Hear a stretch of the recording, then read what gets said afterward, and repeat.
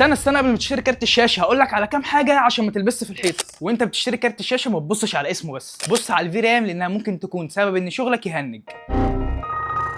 بس استنى، هو كل ما الفي رام يزيد يبقى كارت الشاشه اقوى؟ لا، ودي الغلطه اللي الناس كتير بتقع فيها.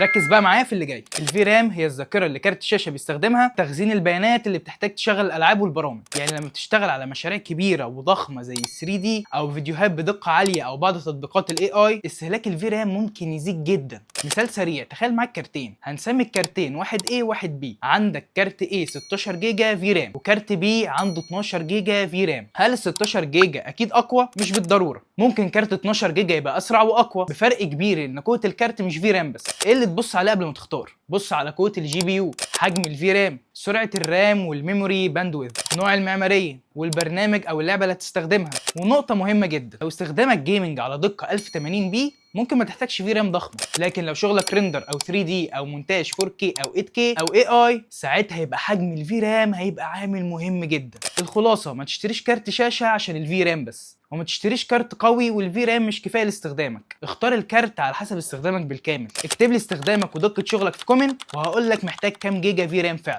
وفولو الهاي اند عشان قبل ما تدفع فلوسك اعرف انت بتدفع فين.